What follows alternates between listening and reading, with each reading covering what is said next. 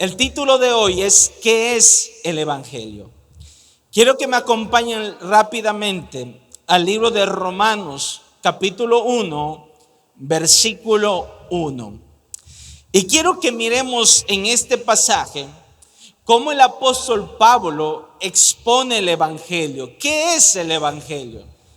De hecho, el apóstol Pablo fue uno de los discípulos que más habló acerca de lo que es el Evangelio.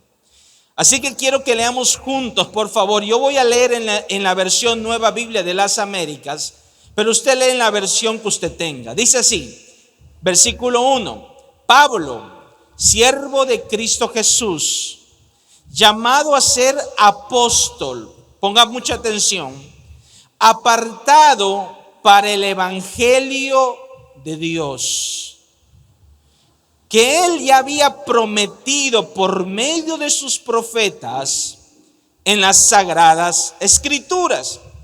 Romanos 1:3.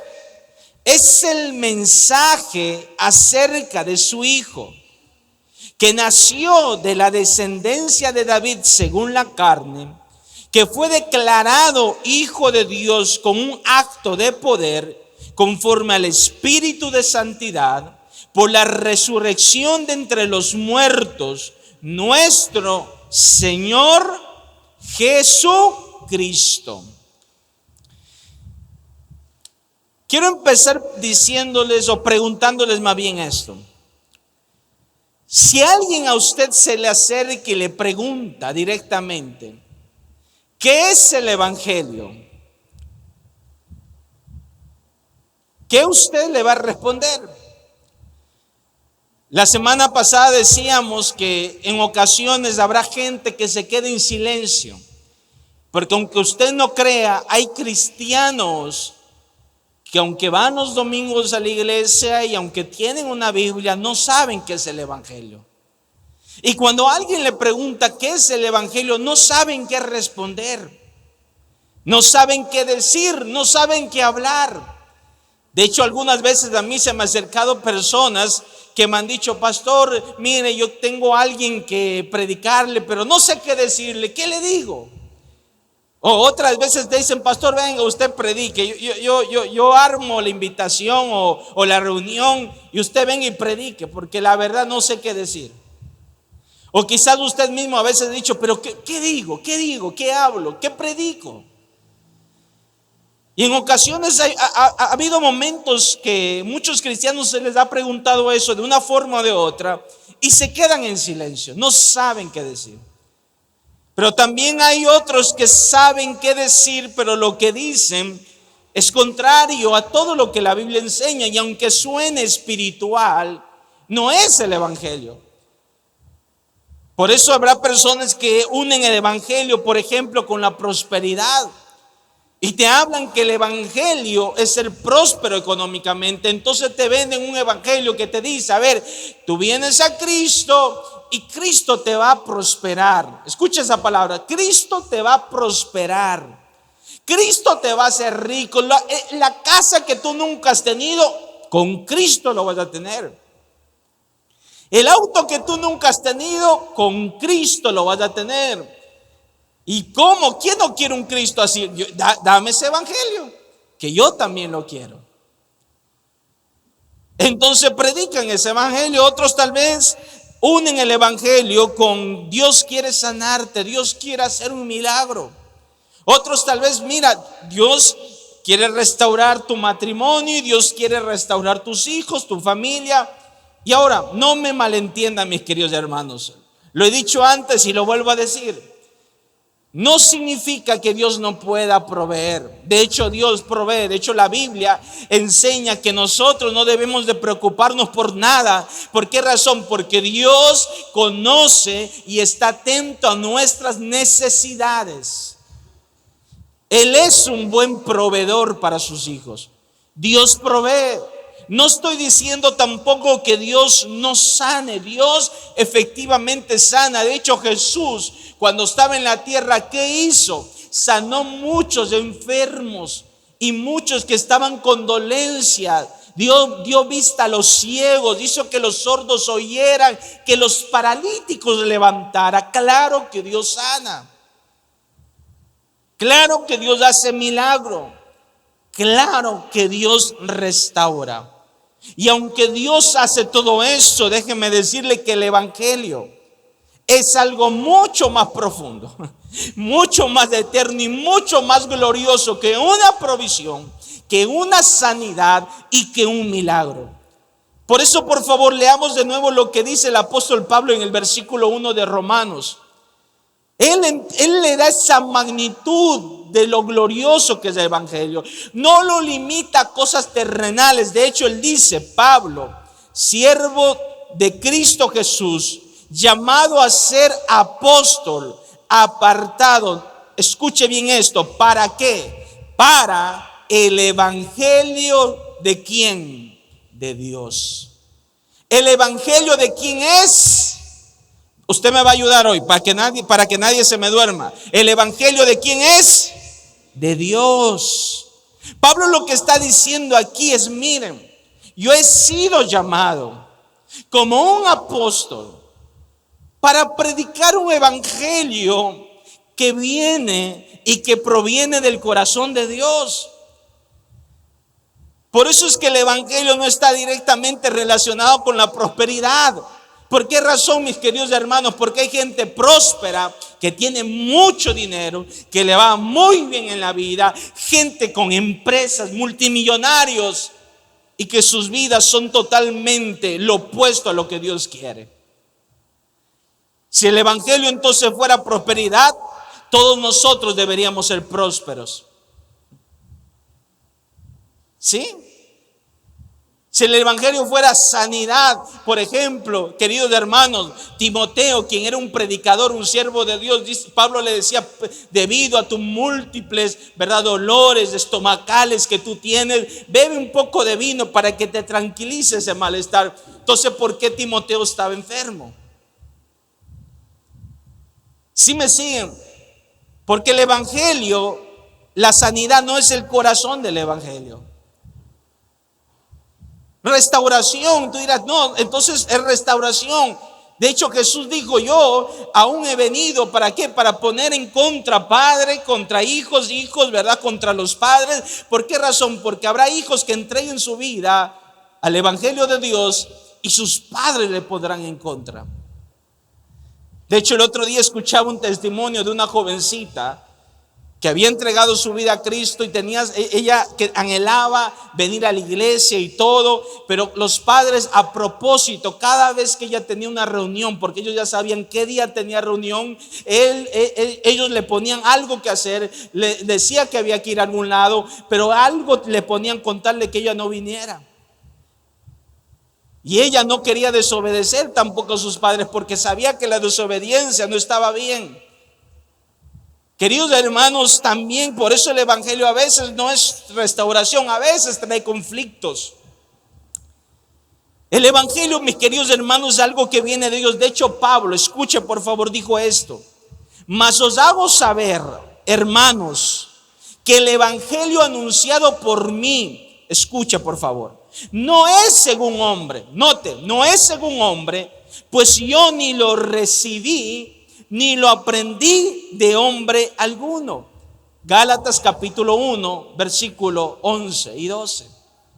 Pablo está diciendo eso. Yo esto no lo recibí de un hombre.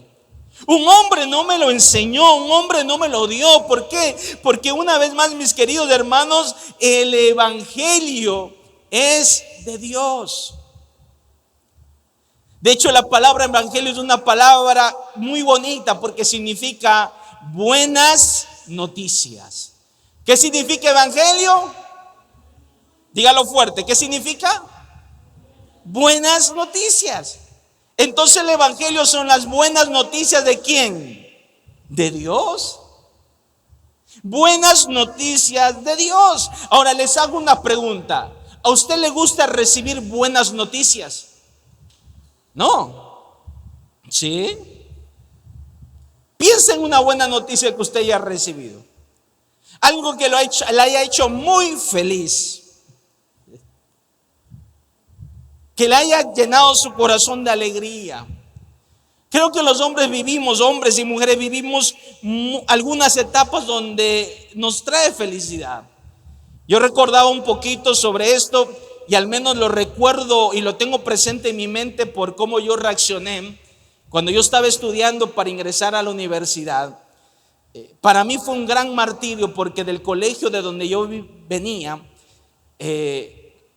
realmente todo lo que tenía que ver en la preparación para ingresar a la universidad, yo no había, creo que de los 10, 12 capítulos había visto en el colegio uno.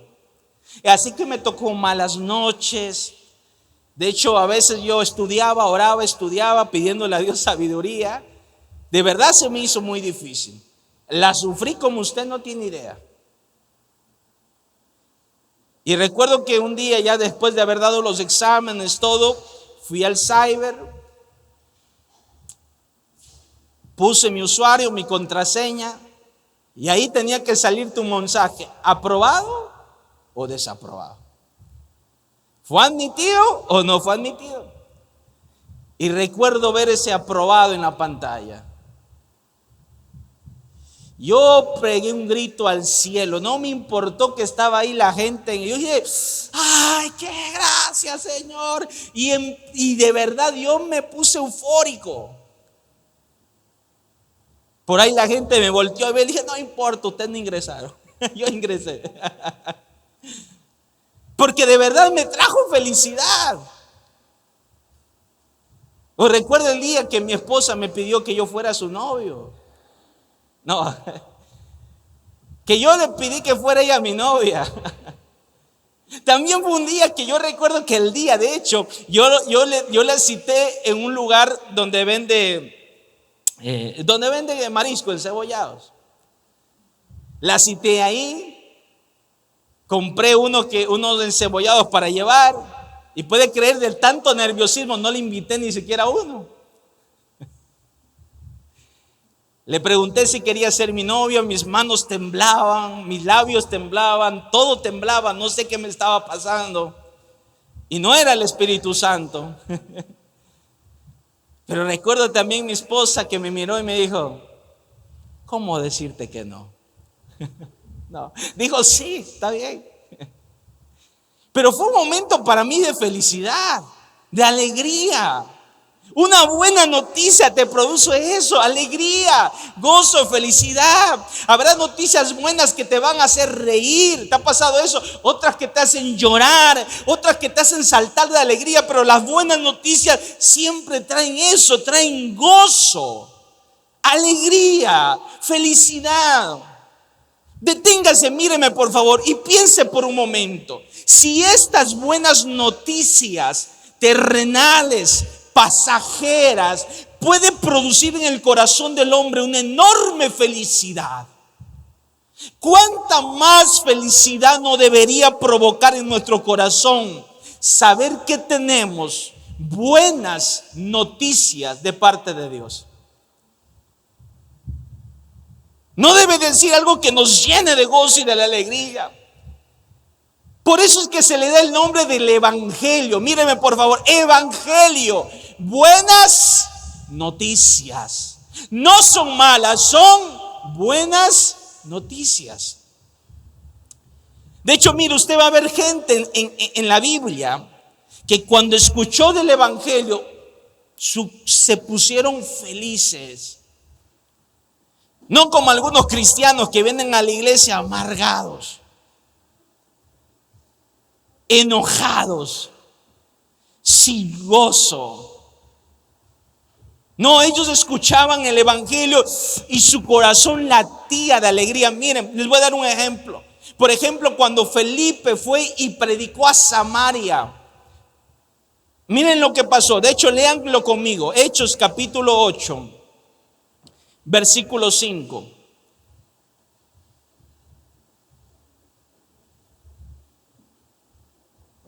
Hechos capítulo 8, versículo 5. Miren lo que sucedió. Entonces, Felipe, descendiendo a la ciudad de Samaria, les predicaba a Cristo. Y la gente unánime, es decir, mira, se unía la gente y escuchaba atentamente las cosas que decía Felipe. O sea, Felipe les hablaba, les predicaba, les hablaba del evangelio, oyendo y viendo las señales que hacía. Versículo 7. Porque de muchos que tenían espíritus inmundos, salían estos dando grandes voces, es decir, había liberación y sanidad. Mientras Felipe predicaba, Dios se manifestaba. Y dice, y muchos paralíticos y cojos eran sanados. Versículo 8. Y así que había, ¿qué había ahí? Léalo fuerte, por favor. Gran gozo en aquella ciudad. ¿Había tristeza al escuchar el evangelio? ¿Había pesadumbre? ¿Había enojo? Al menos de aquellos que lo escuchaban y lo recibían. Entre aquellos que cogían el mensaje y lo interiorizaban en su alma, en ellos, mis queridos hermanos, había gozo. Pablo también predicando a los gentiles, dice la Biblia, que cuando los gentiles oían el mensaje del evangelio, se regocijaban y glorificaban la palabra del Señor. Es decir, ellos escuchaban el evangelio y cada palabra, todo lo que aprendía, le producía gozo y alegría. ¿A usted le ha producido gozo y alegría el evangelio de Cristo, de Dios? ¿Le alegra eso, saber esa buena noticia? Entre las muchas conversas que hemos tenido con mi esposa, ella me comentaba que cuando ella recibió a Cristo, 18 años creo que me dijo, ¿no? 18, 19 años, no recuerdo muy bien. Pero ella me comenta que cuando ella recibió a Cristo, ella sintió un gozo, una felicidad tal que incluso a su compañera, a su amiga de universidad, fue y le empezó a decir, oye, ¿tú sabes que Cristo murió por nosotros? Y así. No, pero tú entiendes lo que significa eso. Mi esposa tratando de decirle, Cristo murió por nosotros. Un gozo, una felicidad en su alma que sobrepasaba cualquier otra felicidad temporal y natural. Eso es del evangelio. Es de Dios, es la buena noticia de Dios y es algo que va a producir en el corazón del hombre gozo y alegría cuando éste lo escucha y lo recibe. Pero miren, por favor, sigamos. El apóstol, regresemos a Romanos capítulo 1, versículo 1. Pero el apóstol Pablo dice, mira, este evangelio de Dios, ¿de quién habla? ¿Qué es el evangelio? Y empieza Pablo a desmenuzar un poquito más y miren lo que dice. Leamos nuevamente el versículo 1. Pablo, siervo de Cristo Jesús, llamado a ser apóstol, apartado para el evangelio de Dios, que él ya había prometido por medio, escuche muy bien, que él ya había prometido por medio de sus profetas en las sagradas escrituras. Es el mensaje, ponga atención a esto. Es el mensaje acerca de su Hijo. Pablo empieza ahora a explicar de quién trata el evangelio. ¿De quién trata? ¿Dónde está ese evangelio? ¿Y quién proclamó ese evangelio? Quiero empezar diciendo, según lo que estamos leyendo, ¿dónde fue anunciado la promesa de este evangelio? Dígame dónde. Pablo lo dice. En las sagradas escrituras. ¿A qué se está refiriendo aquí Pablo? Mis queridos hermanos, usted tiene su Biblia. Usted tiene su Biblia dividida en dos partes. El Antiguo Testamento y luego del otro lado, ¿qué está? El Nuevo Testamento. El Nuevo Testamento empieza con Mateo, Marcos, Lucas, Juan. Esos libros son llamados el evangelio por una sencilla razón. Porque hablan acerca de quién. de Cristo. Pero ahí ya empieza a hablar acerca de Cristo. Pero antes de eso, todo el Antiguo Testamento, aunque para muchos quizás no lo hayan logrado ver, desde Génesis hasta el último libro, Malaquías, la Biblia habla de una promesa.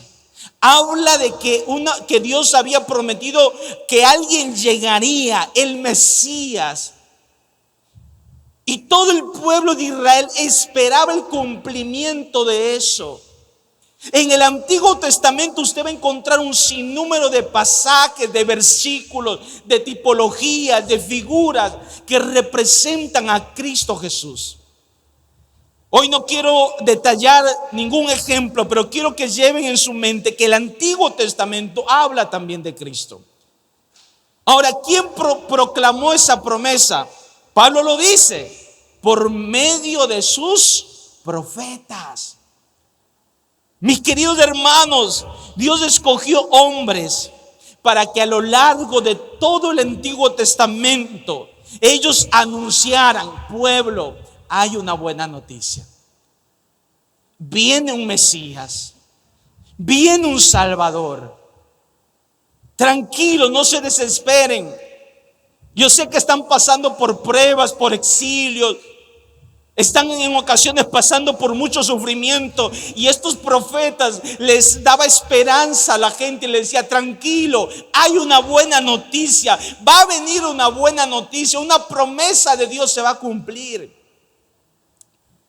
Pero Pablo también responde: ¿de qué trataba esa buena noticia? ¿Quién era el mensaje? Y él dice: el evangelio es el mensaje acerca de quién, del Hijo de Dios. ¿Se acuerdan que al inicio yo les dije: el evangelio no es prosperidad? Míreme, el evangelio no es sanidad en esencia. El evangelio aún no es restauración en este mundo terrenal, aunque Dios puede restaurar en esencia. Míreme, queridos hermanos, el evangelio es Jesucristo. ¿Quién es el evangelio? ¿De quién habla el evangelio? De Jesús. Y déjenme decirle algo, somos muy afortunados. ¿Cómo así, pastor? Permítame explicar esto.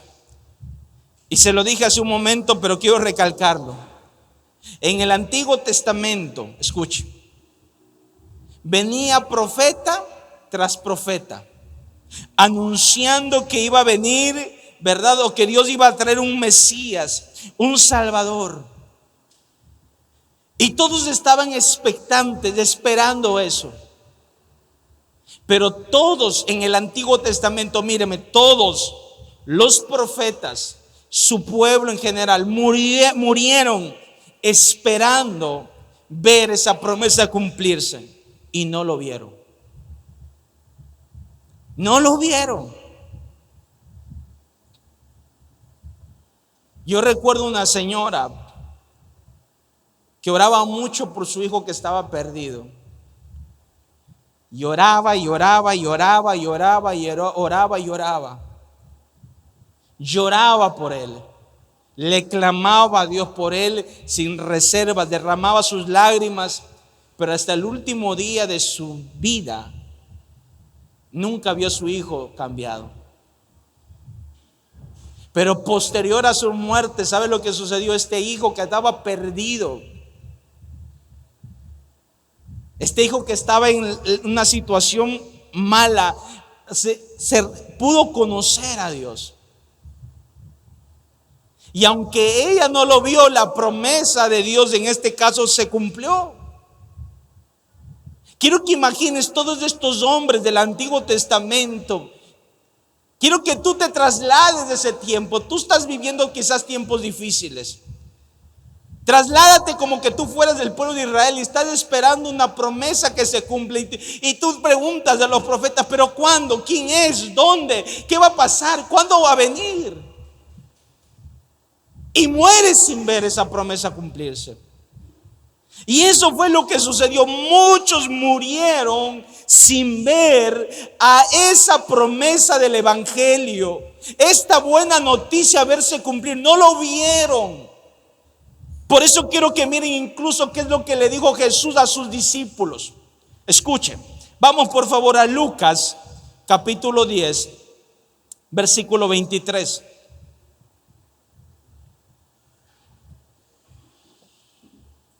Y quiero que miremos cómo Jesús le llama a sus discípulos: ustedes son afortunados.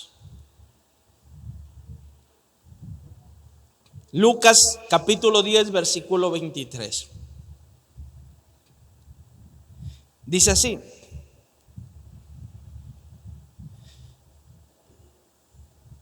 y volviéndose a los discípulos, les dijo aparte, mira lo que les dijo: bienaventurados. Diga conmigo fuerte: bienaventurados. ¿Sabe lo que significa bienaventurados? Dichoso, afortunado. Mire lo que dice: bienaventurado los ojos que ven lo que vosotros veis. Porque os digo que muchos profetas y reyes desearon ver lo que vosotros veis y no lo vieron, y oír lo que oís y no lo oyeron. Note cómo Jesús le dice: ustedes son dichosos,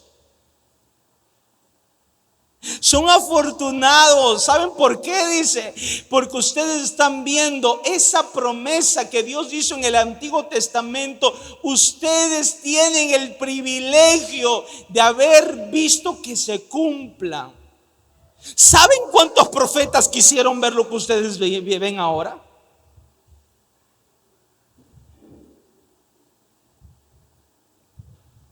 ¿Saben cuántos reyes quieren ver lo que ustedes ven ahora? Y mira lo que dice: no lo vieron. Anhelaban, deseaban, míreme por favor, pero no lo vieron. No sé cómo esto pone su corazón, pero escuche. Abraham, el padre de la fe. Abraham, el padre de la fe, no vio la promesa del evangelio cumplirse. David, el rey de Israel, el hombre conforme al corazón de Dios, él de hecho escribió muchos salmos que profetizaban al Mesías, tampoco pudo verlo. Isaías, Daniel y muchos otros profetas que Dios utilizó poderosamente, ellos anhelaban contemplar, ver ese día glorioso, ese día que iba a venir el Mesías. Y míreme, no lo vieron, no se les concedió, no se les dio ese honor. Murieron así, esperando. Pero usted y yo, no. Nosotros no esperamos una promesa. Nosotros no esperamos que un día venga un Salvador. Míreme, nosotros no estamos esperando que alguien nos redima, nos salve, nos rescate, porque Él ya vino. Nosotros somos testigos ya de que alguien hace 2000 años vino y nació y cumplió esa promesa del evangelio. No sé si usted entiende eso. Usted no está esperando, usted solo tiene que recibirlo. ¿Sí entienden, queridos hermanos? ¿Me explico? ¿Cuánto le da gozo eso? Dele un fuerte aplauso a Dios si le da gozo.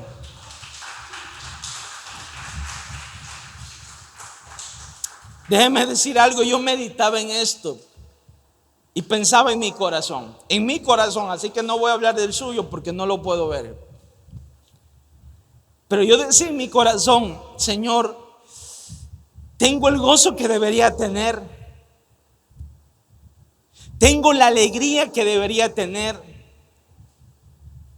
me alegra y me goza como debería de gozarme y alegrar saber que yo tengo el privilegio ya no de esperar una promesa, sino que hoy yo puedo ver la promesa cumplida.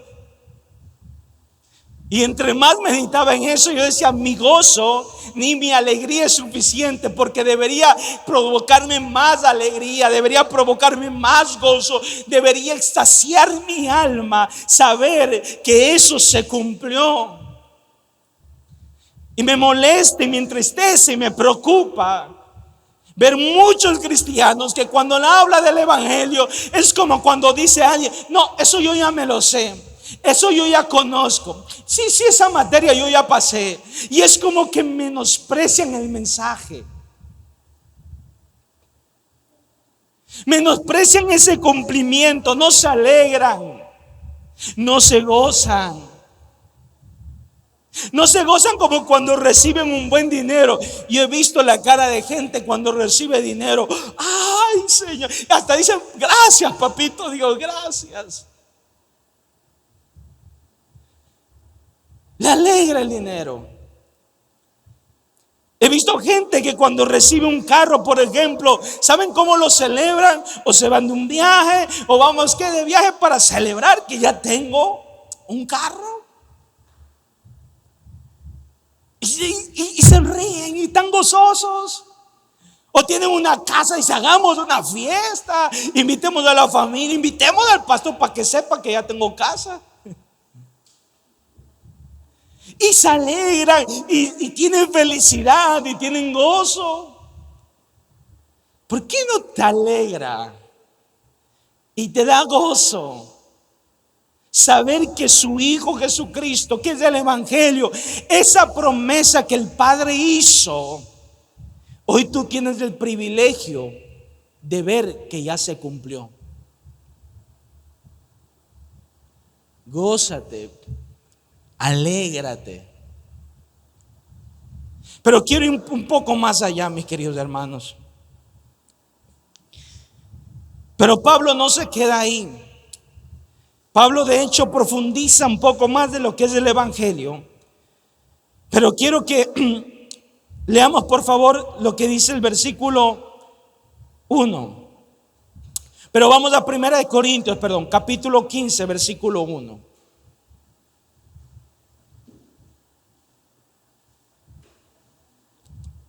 Y Pablo nos da un resumen de lo que es el evangelio, de quién trata el evangelio.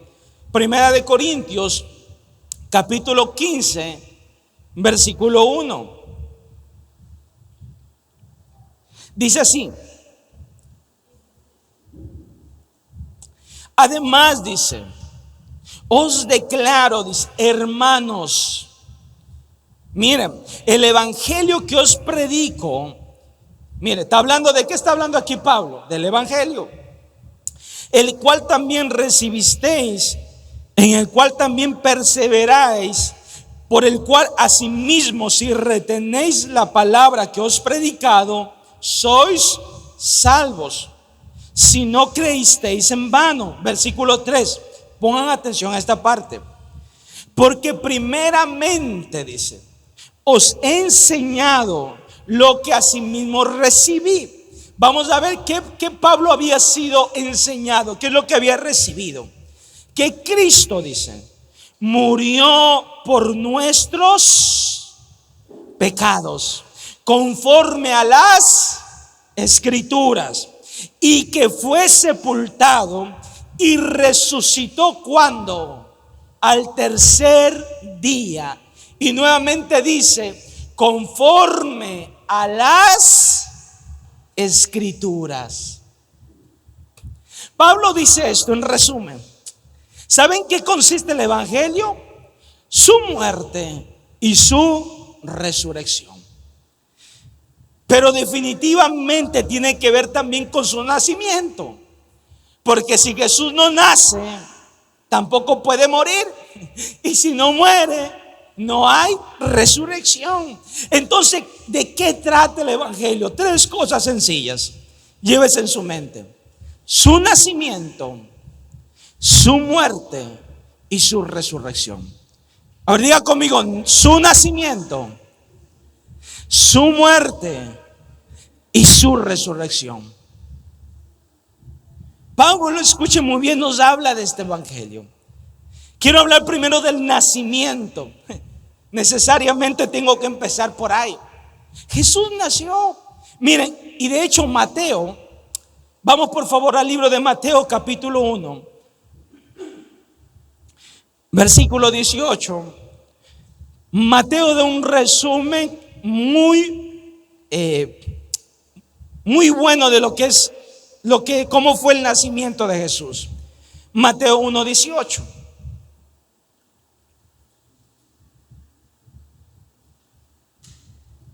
Dice así: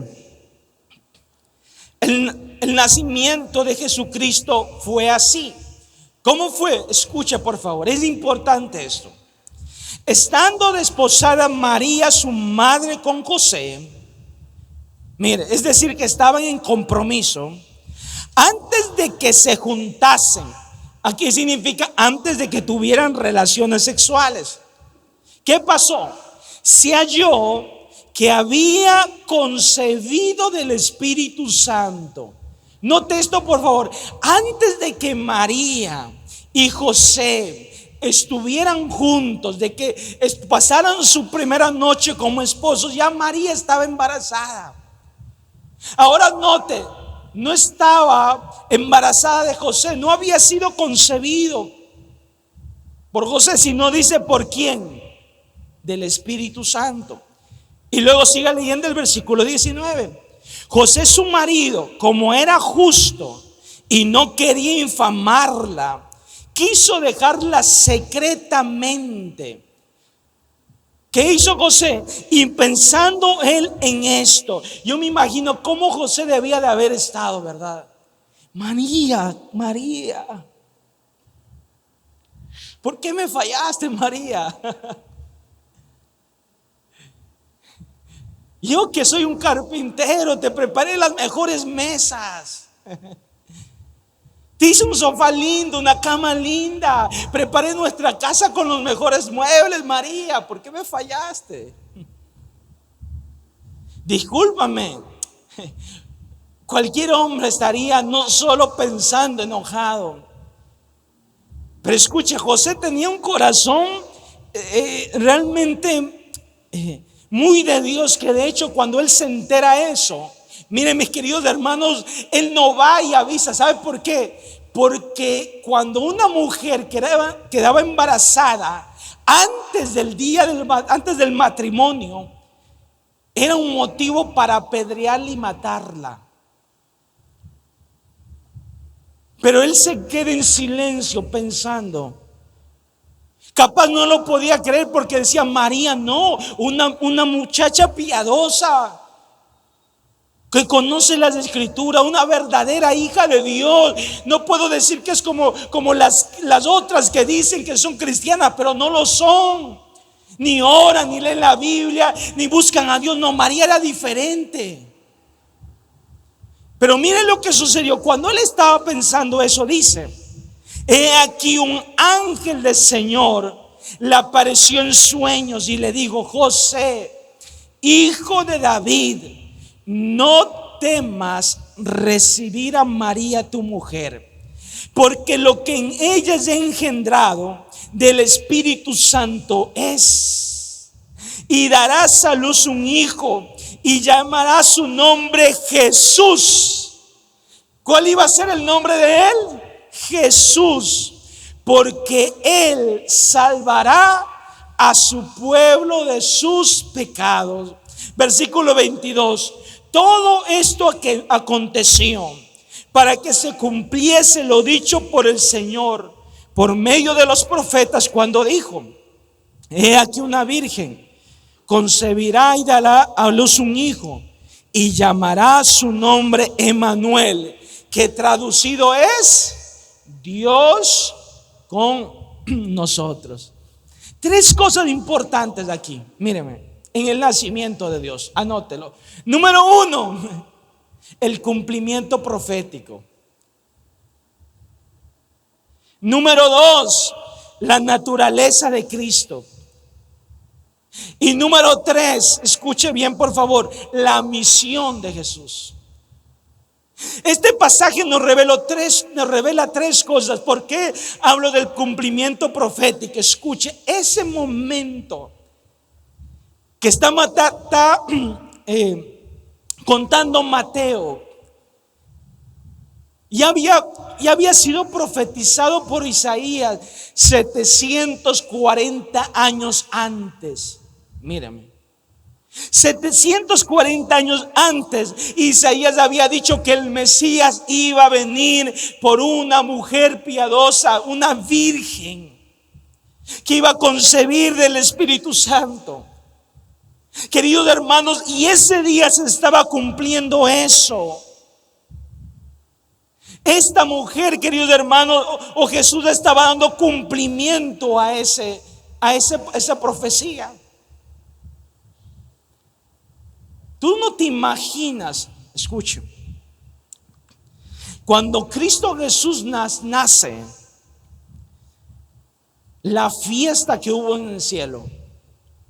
De hecho, la Biblia dice que, ¿te acuerdan cuando un ángel va y habla con unos pastores y le dice: mira, Jesús ha nacido, vayan, visítenlo?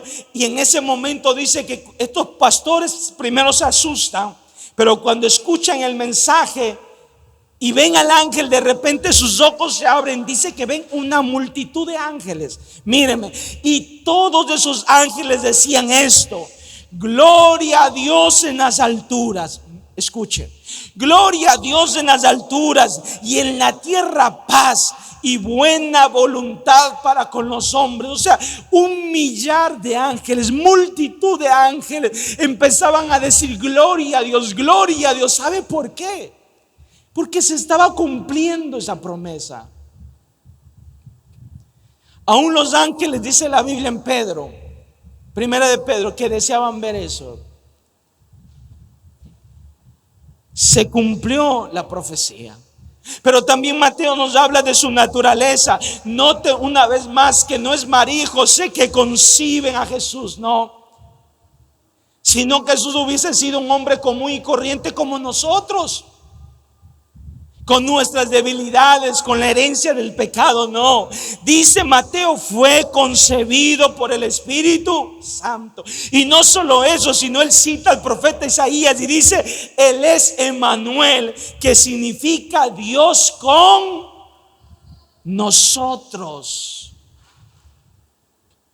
Es que ¿saben lo que sucedió, mis queridos hermanos? Mírenme, Dios tomó forma de hombre y habitó en nosotros en Jesús. Jesús es la imagen del Dios Padre. Jesús es Dios. Por eso dice Emmanuel, Dios con nosotros. ¿Tú te imaginas eso? Dios hecho carne, como nosotros, con la piel, con cada vena, con los huesos, aquí caminando entre nosotros.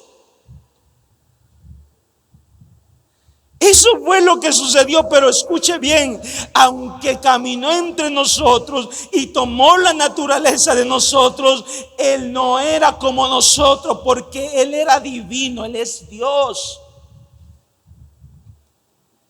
Por eso Mateo dice: concebido ¿de quién? Del Espíritu. Emmanuel, Dios con nosotros. Por eso es que usted ve que Jesús hizo cosas que nadie va a poder hacerlas humanamente. Camina usted sobre el mar. Váyase a alguna playa, digo, voy a ser Jesús, coja un bote, váyase a unos 10 kilómetros de la orilla, y luego con un acto de fe diga: yo también puedo hacer lo que Cristo hizo, y láncese y a ver si camina como Jesús en el mar.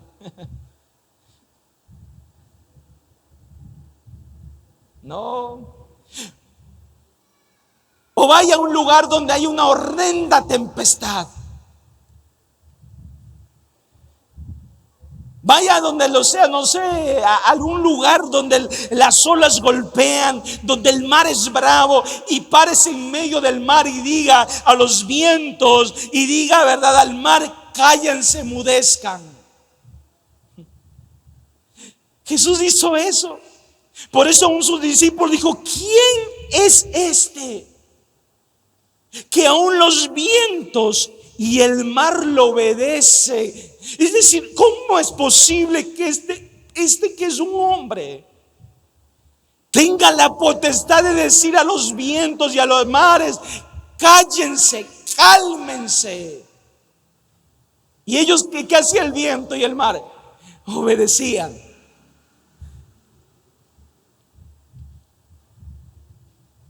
Qué maravilloso. O cuando él perdonaba pecados, le decían, le miraba, imagínate, hágase la idea, usted tiene un pecado, viene a mí, yo le miro y le digo: tus pecados te son perdonados. Pastor, usted está loco. ¿Desde cuándo usted acá perdona pecados? Pero Jesús hacía eso. Miraba a la gente y los sanaba y los restauraba, pero luego les miraba y les decía: tus pecados son perdonados. Por eso, escuche muy bien, sus enemigos, sus detractores le decía: ¿por qué habla este así? Blasfemia dice. ¿Quién puede perdonar pecados sino solo Dios? ¿Cómo él se atreve a venir a perdonar pecados? ¿Qué dice que ha andado sobre el mar? ¿Qué ha hecho callar verdad, los vientos y los mares? ¿Quién es este? No entendían esto. Él es Dios. Pero tercero nos dice Mateo la misión. Lea por favor conmigo nuevamente el versículo 21. Y dará a luz un hijo y llamará su nombre Jesús, porque él salvará, escuche muy bien, a su pueblo de sus pecados. Mira la misión, escúcheme por favor. Jesús es su nombre. De hecho, Jesús significa el Salvador.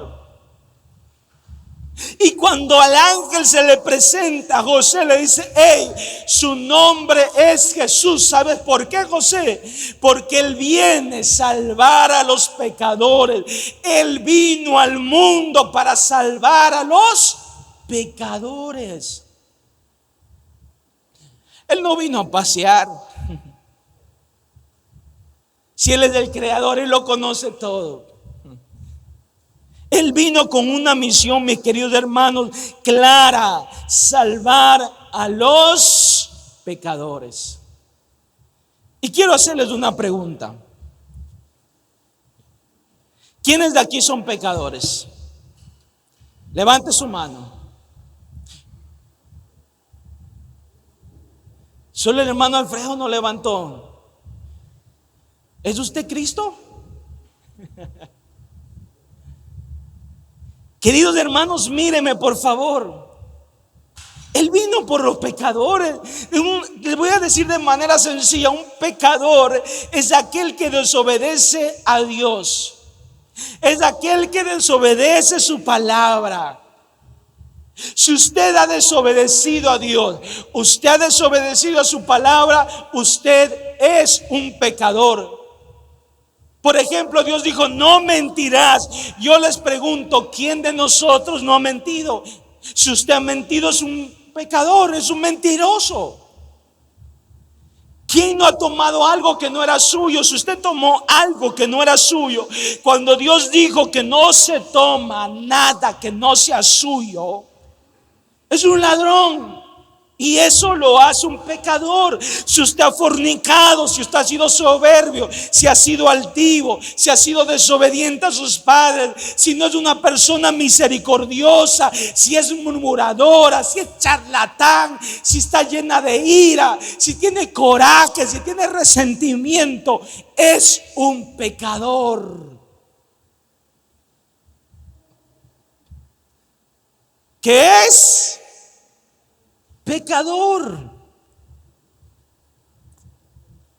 Yo recuerdo una vez una señora que fui a predicarle y me costó hablarle de Cristo.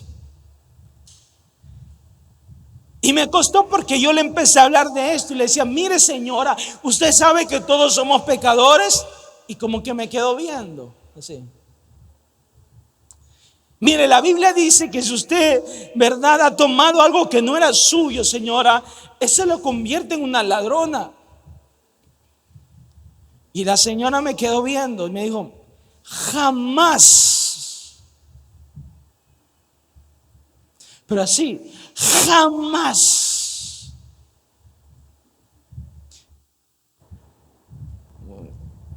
Bueno, señora. Y bueno, le cambié después, dijo, pero también sabes que la Biblia dice si hemos mentido. Y la señora, si no me recuerda, como que dijo, mentira, no. Y empecé a temblar y decía, tal vez estoy delante de Cristo. Y no me he dado cuenta, es Jesús reencarnado. No encarnado, este es reencarnado. Pero dijo, no, Jesús tiene que haber sido hermoso.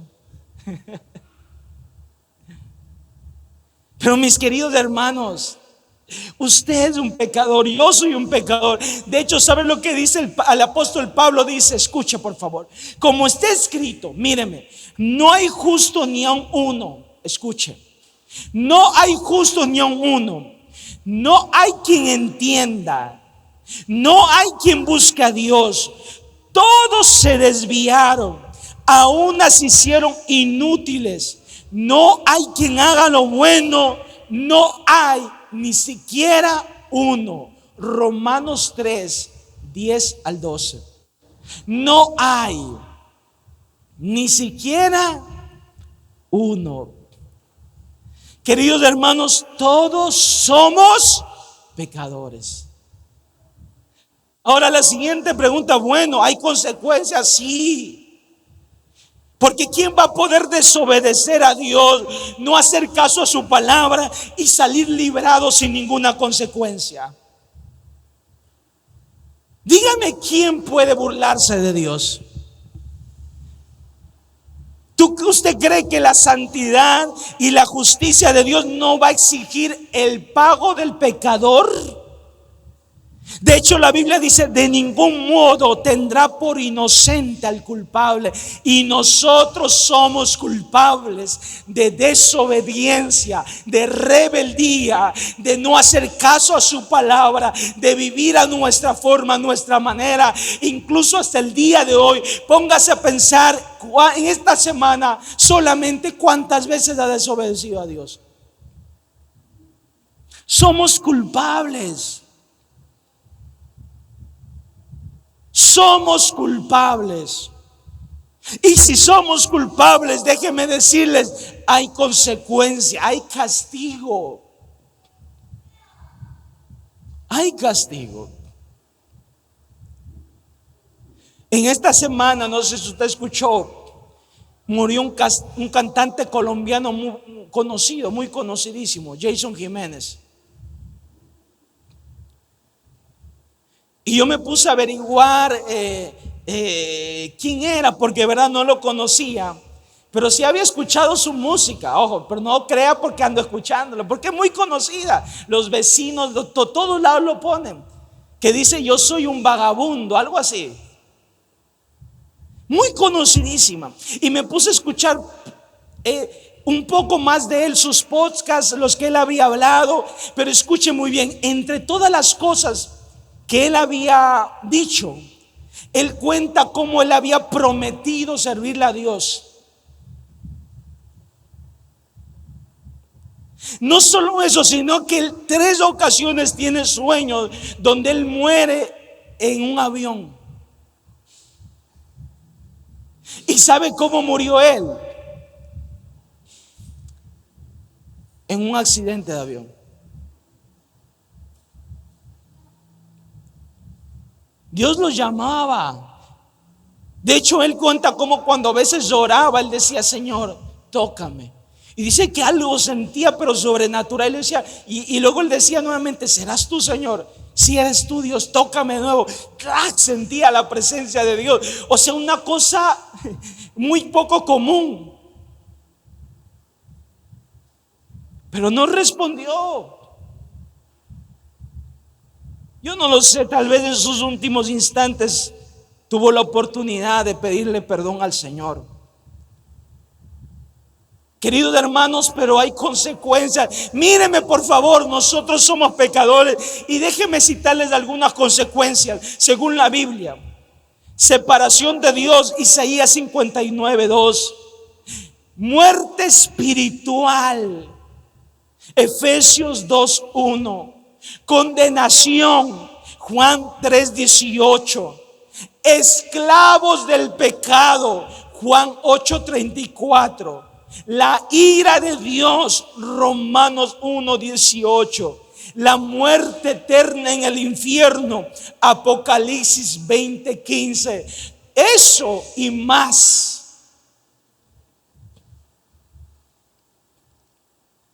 Nosotros estamos destinados a vivir separados, muertos espiritualmente, esclavos del pecado. Por eso es que escuchen, mis queridos hermanos, hay mucha gente que está esclavo del pecado, no puede salir y no puede salir y no puede salir. ¿Sabe por qué? Porque esas son las consecuencias del pecado. Y cuando muere, y si muere sin Cristo, va a morir, escucha muy bien, condenado eternamente. Hay consecuencias. Y míreme, no hay nada que usted y yo podamos hacer para ser libres. No podemos. No podemos. ¿Cómo estas manos manchadas de pecado van a poder dar a Dios un sacrificio santo? ¿Cómo este hombre lleno de injusticia va a poder presentarse delante de Dios y decir: vengo a pagar la justicia que tú me demandas? No podemos. Somos incompetentes, incapaces. Mis queridos hermanos, no podemos pagar el precio que Dios exige. Por eso Mateo dice: vino, ¿quién vino? Jesús. Lo que tú y yo no podemos hacer, para eso nació Jesús. Su misión fue esa: venir y salvar al mundo de sus pecados. Lo que tú y yo no podíamos pagar, Él vino a pagarlo. ¿Cuántos creen eso? Dele fuerte aplauso a Dios, llénese de gozo. Estoy predicando a la gente incorrecta, parece.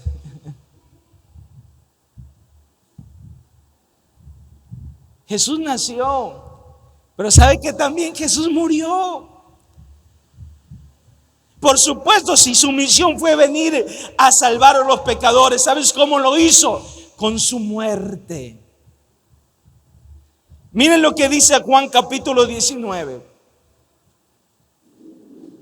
versículo 17.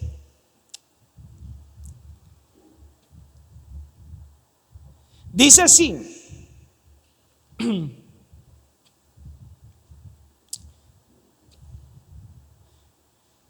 Juan 19, 17. Y Él dice, cargando su cruz,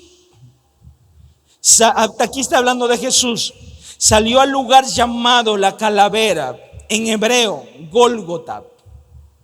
Y allí le crucificaron, ponga atención, y con él a otros dos, uno a cada lado, y Jesús en medio. 19. Escribió también Pilato un título que puso sobre la cruz, el cual decía, ¿qué decía? Jesús de Nazaret, Rey de los judíos. Versículo 28. Después de esto, sabiendo Jesús que ya todo estaba consumado, escuche esto por favor, sabiendo Jesús que ya estaba todo consumado, dijo, para que la escritura se cumpliese, tengo sed. Y estaba allí una vasija llena de vinagre. Entonces ellos empaparon en vinagre una esponja y poniéndole un hisopo, se la acercaron a la boca. Cuando Jesús hubo tomado vinagre, escuchen por favor lo que dijo: consumado es. Digan de nuevo conmigo: consumado. Y habiendo dicho esto, obviamente, inclinados la cabeza, entregó el espíritu. Es decir, murió.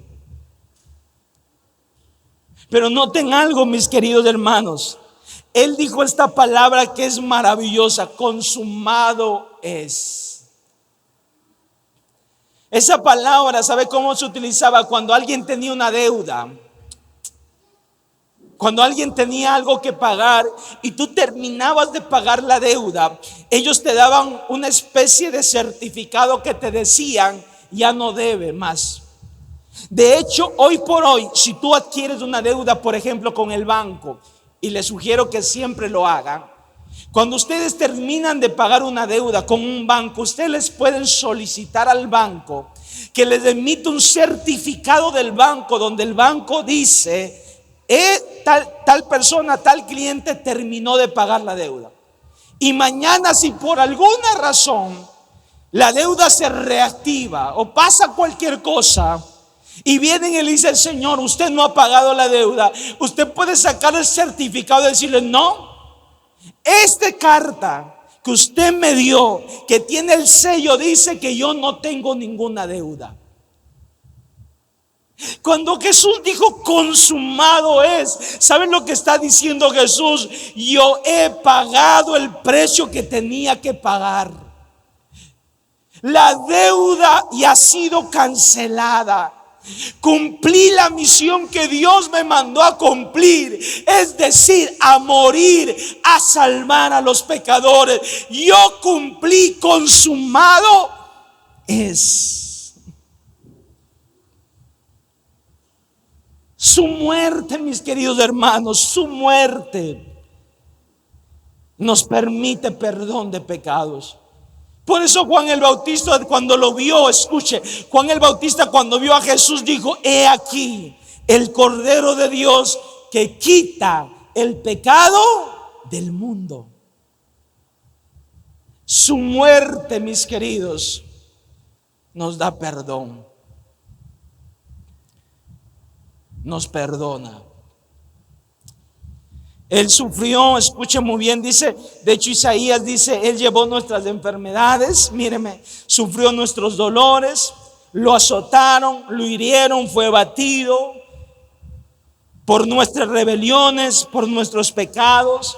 El castigo de nuestra paz fue sobre Él y por sus llagas nosotros fuimos curados. Mis queridos hermanos, si Cristo no muere, nosotros no tuviéramos oportunidad de salvación. Léase todo el libro del capítulo de Isaías 53. Retrata y relata la muerte de Jesús. El evangelio es eso, que Cristo vino y murió ¿por quién? Por nosotros. Ahora yo les pregunto: ¿tenemos algo que pagar para nosotros ser libres de la condenación del pecado? No. Es gratis. ¿Podemos añadir algo? No. ¿Podemos ofrecer algo para completar el sacrificio de Cristo? No. Alguna vez escuché una pastora muy conocida que, estando enseñando la salvación, puso en una pizarra: 70% lo hizo Cristo y el 30% para ser salvo te lo ganas tú. No, usted no puede hacer nada para salvarse. Lo único que necesita, ¿sabe qué es? Y que se le exige: escuchar el evangelio y recibirlo y creerlo, y usted es salvo. Por eso la Biblia dice: más a todos los que le recibieron. Escuche, más a todos los que le recibieron. Él vino a morir por todos, pero no todos lo reciben.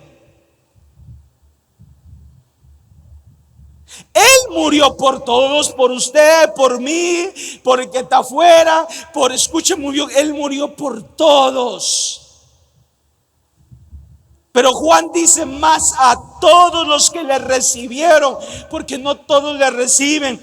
A los que creen en su nombre les dio, escuche muy bien, potestad de ser hechos hijos de ¿quién?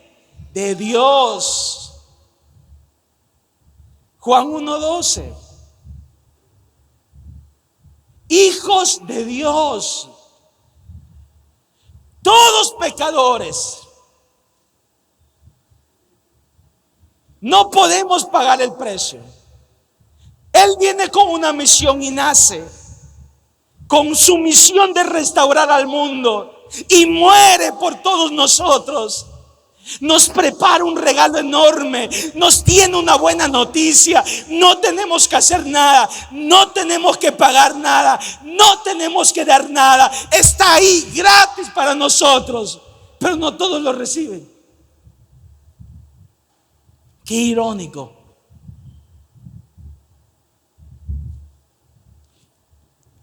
El evangelio es su nacimiento, pero el evangelio es también su muerte. El evangelio, último punto, voy terminando, también es su resurrección. Claro que Él nació, claro que Él murió, pero escuche muy bien, Él tenía que resucitar. De hecho, Jesús mismo dijo esto en Mateo, capítulo 16, versículo 21.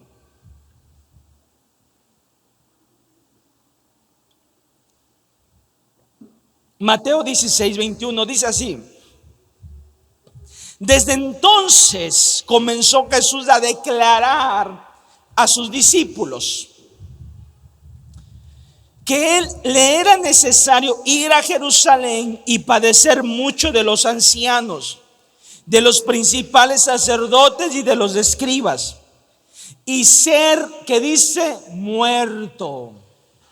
Pero luego por último dice, y resucitar. ¿Cuándo? Al tercer día. Él mismo le empezó a decir a la gente: miren, yo voy a resucitar. Tengo que ir a Jerusalén. Voy a padecer, se van a burlar de mí, me van a hacer escarnio, todos los líderes religiosos, y voy a morir. Escuchen bien, voy a morir, pero espérense. Voy a resucitar. Voy a resucitar. ¿En serio, Jesús? Sí, voy a resucitar. Porque la obra de Cristo, la misión de Cristo tenía que cerrar con su resurrección, mis queridos hermanos, aquí en la tierra. Porque Él tenía que demostrar lo que Él dijo que era. Él dijo que era hijo de Dios, y como hijo de Dios, la muerte no puede tener poder sobre Él. Él tenía que resucitar. Si Jesús no resucitó entre los muertos, entonces significa que la muerte tiene poder sobre Cristo y que la muerte lo derrotó. ¿Cómo es que Él resucitó a Lázaro y Él no resucita? ¿Cómo que resucitó a otros y Él no resucita? ¿Cómo que Él dijo que iba a resucitar al tercer día y le prometió a sus discípulos que Él iba a resucitar y no resucitó? Entonces la muerte lo venció. Y si la muerte lo venció y tiene poder sobre Jesús, entonces sencillo, Jesús no era Dios. Y si Jesús no era Dios, entonces la muerte, su sacrificio delante de Dios, es incompleta. No paga nuestros pecados. Y si su muerte no paga nuestros pecados, entonces usted y yo todavía, ¿qué somos? Pecadores. Nadie ha pagado nuestros pecados. Él tenía que resucitar. De hecho, por favor, acompáñenme, Primera de Corintios, regresemos, capítulo 15, versículo 14. Pablo hace énfasis en la resurrección. Dice: no, mis queridos hermanos, es necesario que Cristo resucite. Versículo 14.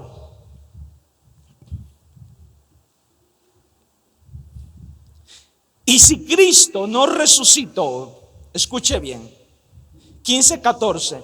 Y si Cristo no resucitó, vana es entonces nuestra predicación. ¿Qué significa vana? Que no vale, que está vacía. Entonces Pablo está diciendo, estamos predicando por gusto. Pero luego dice también, vana es también nuestra fe. De hecho, si te saltas al versículo 17, vuelve a decir lo mismo Pablo. Y si Cristo no resucitó, vuestra fe es vana. Aún, escuchen esta palabra, aún estáis en vuestros pecados. Porque Pablo sabía, si que Cristo no resucitó, entonces ¿cómo nosotros vamos realmente a ser limpios de nuestros pecados? Pero dile que está al lado, dile, Cristo resucitó. Vamos, dígale, Cristo resucitó. Mahoma, Buda y todo líder religioso tiene su tumba. Y si sacan su tumba y abren un hueco ahí seguirán sus restos. Pero si alguien visita, escuche muy bien, la tumba de Cristo, no van a encontrar nada, porque sencillo, Cristo resucitó.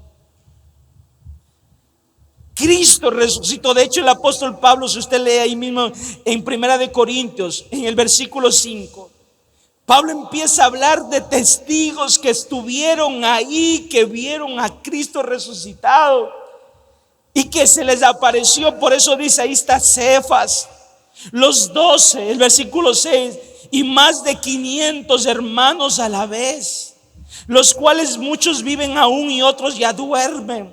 Después apareció a Jacobo, después a todos los apóstoles, y el último de todos, como un abortivo, me apareció ¿a quién? A mí. Pablo dice, testigos sobran. ¿Saben, mis queridos hermanos? Pablo dice, Cristo resucitó. Por eso, mírenme, muchos de ellos y todos sus discípulos estaban dispuestos a morir, escuchen muy bien, a morir por Cristo Jesús. Todos.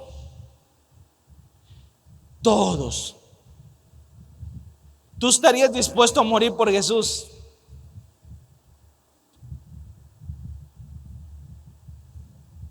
¿Seguro? Yo conozco gente, Señor, yo te pedí, Señor, yo quería ese carro y me lo ganaron, Señor, yo quería ese carro, no, yo no sé por qué tú me prometiste, ya no voy a la iglesia, Señor, ya no voy, ay, cómo sufro. Señor, y ese trabajo era para mí, Señor. Y como no me dicen, no, ya no voy a la iglesia, Señor. Mi corazón está roto, Señor. Mira, hay dolor.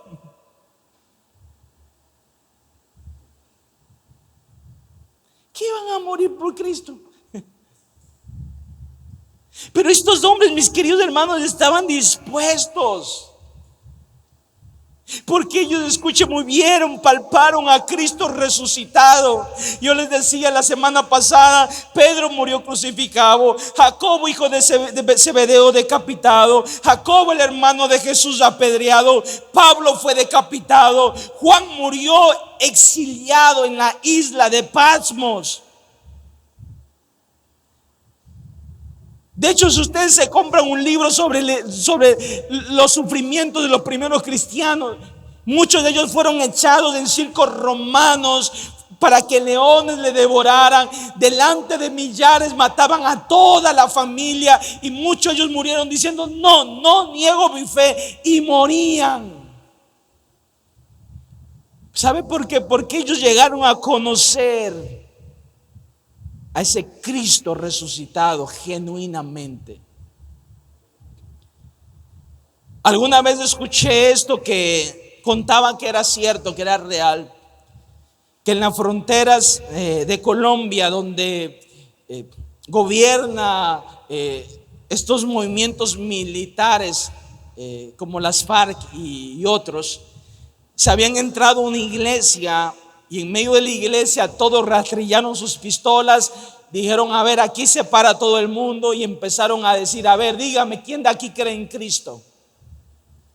Y la gente sabía, muchos de ellos, que en esas situaciones matan a los cristianos. A ver, digan, ¿quién cree en Cristo? Y algunos de todos los que habían ahí, solo unos cuantos levantaron la mano. A ver, sepárense, dice, vengan acá los que creen en Cristo, pongan una fila acá, y los que no creen acá. Y rastrillaron sus pistolas y mataron, ¿sabes a quiénes? A los que dijeron que no creían.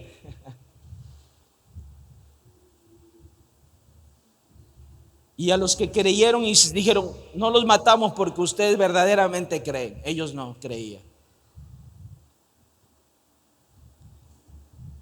Queridos hermanos, hay que estar dispuestos.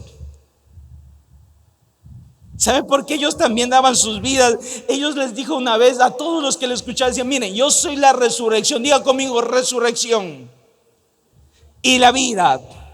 El que cree en mí, aunque esté muerto, vivirá. Aunque esté muerto, vivirá, mis queridos hermanos. Por eso el apóstol Pablo decía con tanta seguridad: porque ni la vida, ni la muerte, ni principados, ni potestades, ni lo presente, ni lo porvenir, ni ninguna otra cosa creada me podrá apartar del amor de Dios. Mis queridos hermanos, no va a haber nada. ¿Por qué? Porque al que cree en el Hijo de Dios, que vino, que murió, que resucitó al tercer día, él, aunque muera, vivirá eternamente delante de Dios. Vivirá eternamente.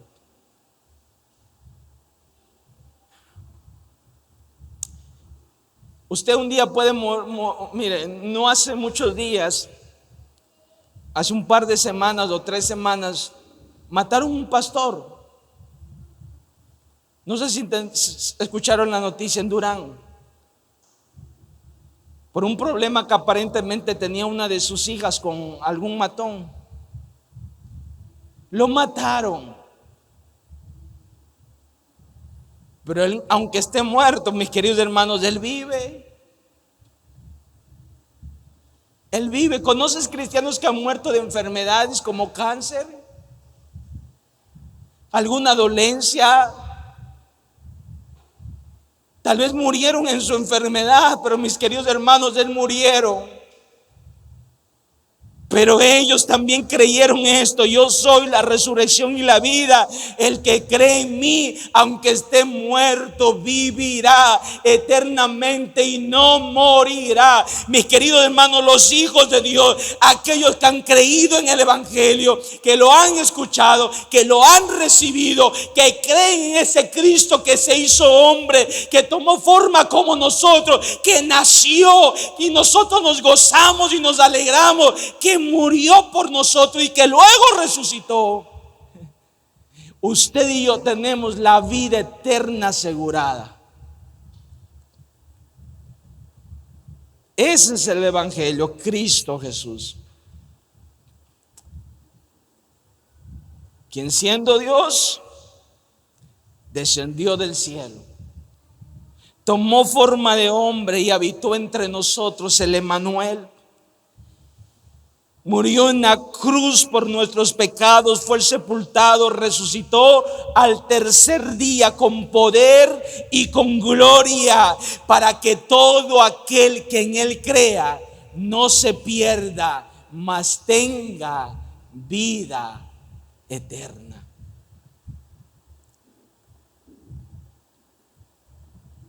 No pierda. Delante de sus ojos, no permita que este evangelio maravilloso se pierda, se diluya. Sé, mis hermanos, que muchos de nosotros tenemos preocupaciones, tenemos deudas, tenemos cosas que hacer, preocupaciones con nuestros hijos, con nuestra familia. Pero no pierda de vista el evangelio. Dios le ha dado una buena noticia que nunca, nada en la vida debe de quitarle el gozo de saber que usted ha recibido a Cristo. Porque es una buena noticia. De ahí para abajo todo el resto no importa.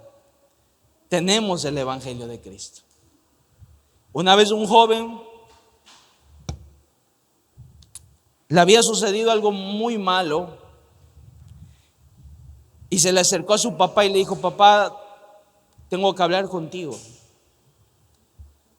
Sí, dime, hijo, por supuesto, hablemos. Te quiero decir algo que no te lo he dicho antes por mucho temor, por mucho miedo. Sí, pero hijo, vamos, dime, ¿qué quieres decirme? Me estás asustando. Y le dice: papá, no me gustan las mujeres. ¿Cómo? Sí, papá, y me han detectado una enfermedad muy grave, incurable. ¿Cómo? Y según los doctores no me queda mucho tiempo de vida. Y el papá asustado, blanquecido, y luego el hijo se echa a reír y dice: no, papá, no, dice, no. Solo me quedé de la universidad, dice. Ay, hijo, dice, me hiciste asustar.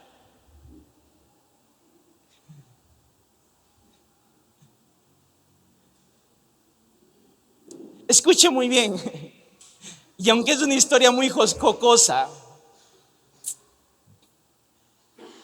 si usted tiene el Evangelio de Cristo, mi querido, eso es una buena noticia. Y si no tiene trabajo, bueno, algún día, mire, eso va a pasar. Dios le va a proveer un día. Y si hoy le hace falta económicamente, tranquilo, Dios le va a proveer un día. Y si está enfermo, escuche muy bien, Dios le va a sanar. Y si no le sana, va a estar con Cristo. Pero al final del día nosotros ya hemos recibido esta buena noticia. ¿Cuál es? Cristo Jesús de Nazaret. Dele fuerte aplauso. Esa es la buena noticia. Tenemos a Cristo Jesús. Ese es el Evangelio. Amén. Póngase de pie, por favor. Vamos a dar gracias a Dios.